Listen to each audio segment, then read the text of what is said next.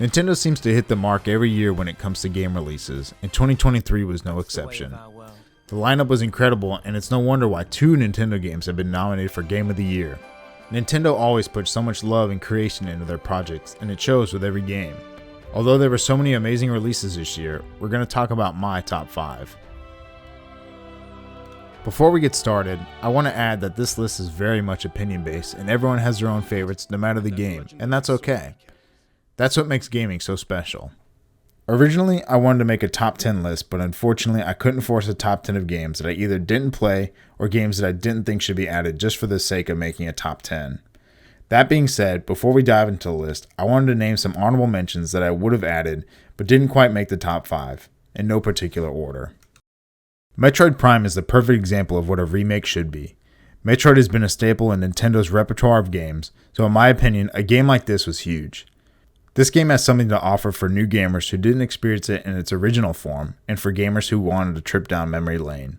Unfortunately, I don't think it made a big enough splash to make it on the list, but it was still a fantastic game in all. My love for turn-based strategies has gone all the way back to Game Boy Advance days, and Advance Wars was always at the top of my list, so when this came out, I was beyond stoked. Advance Wars plays just like the original does, only to blow it away with how good it looks and how seamless it plays. With hours of fun from not 1, but 2 games, Advance Wars was very close to making it on the list. However, I feel like nostalgia alone just wasn't enough. To be honest, I had Kirby Return to Dreamland in my top 5, only to realize I was actually thinking about Kirby in the Forgotten Land, so I'm a little embarrassed at myself. Return to Dreamland was fun, but felt very easy throughout most of the game. It had very fun levels and power-ups, but didn't shine like the previous Kirby games. Shout out to Forgotten Land, though. Alright, let's jump into the list.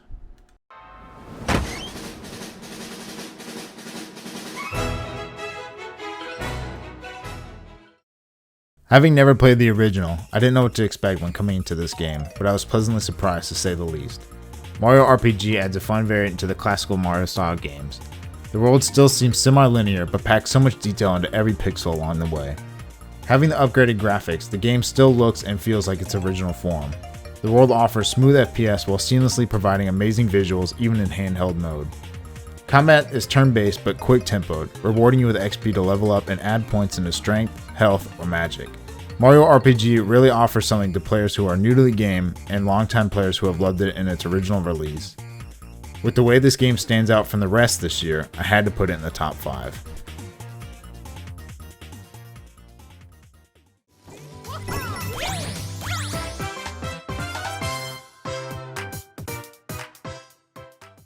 Super Mario Wonder is without a doubt one of the best games of all of 2023, not just Switch. There's a reason why it was nominated for Game of the Year. Wonder takes everything from its 2D predecessors and just builds upon it. The graphics showcase how fluid it looks and feels as you jump and smash your way through every level. While you still have the classic side-scrolling Mario feel, it also flips it on its head by adding trippy new elements to the game. Getting the special flowers in each level adds a fun way to shake things up by often making objects come to life and creating new challenges to face when completing every part of each level. Mario Wonder never falls short of embracing its own creativity with level design, music, and different moods. What's amazing about Wonder is even if these things were in just a third of the levels, it would be amazing, but to have them in every single one is game-changing. Even though Wonder is the next sequel in the 2D platformers, it's the first to come out of its shell to showcase what aspects can be explored to draw players into a new experience. Also, turning to the elephant was pretty cool.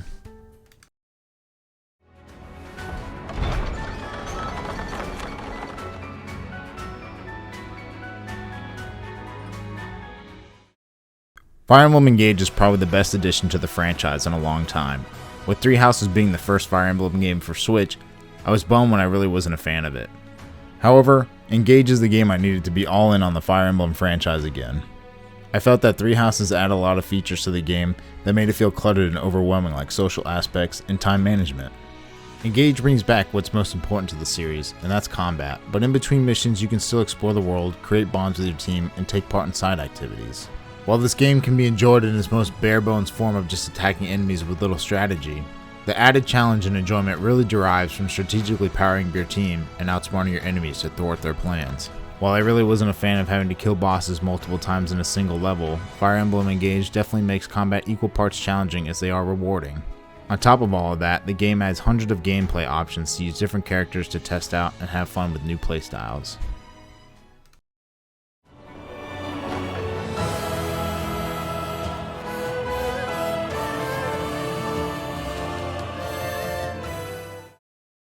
It's no secret how wildly successful Tears of the Kingdom has been.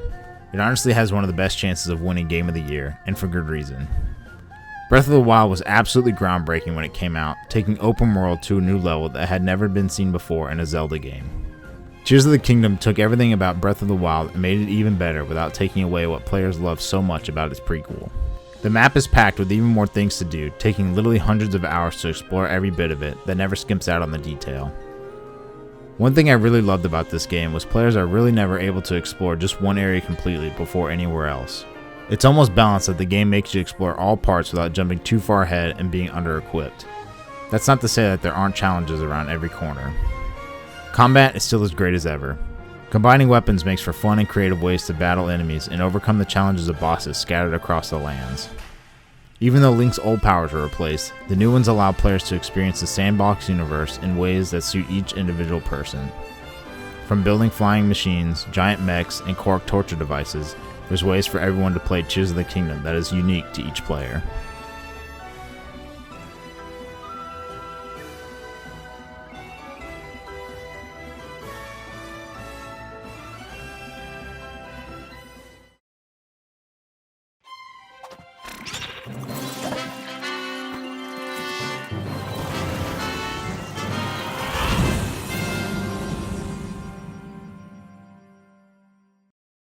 Pikmin is probably one of my favorite franchises of all time, so it's no surprise that it's number 1 on my list of Switch games from 2023. Although this game is a slow start, frequently being interrupted by NPCs and starting tutorials, it quickly jumps back into the Pikmin groove when it finally lets you off the leash.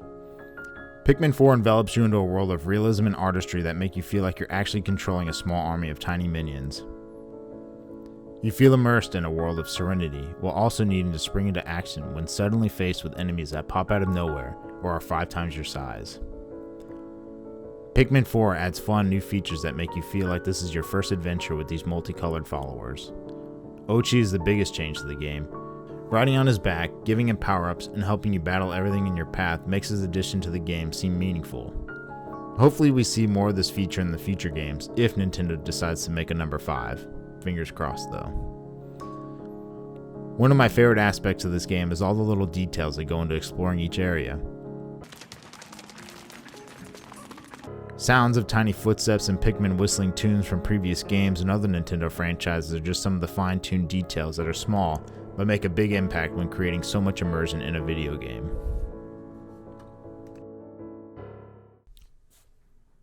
I know very few people will agree with this list, but that's what makes video games so great. This year has been amazing for gaming as a whole, and Nintendo has added to the greatness without a doubt. I hope everyone had as much fun gaming this year as I did, and I look forward to see what 2024 has to offer. So let me know your thoughts. What was on your top list this year, and what are you excited for most?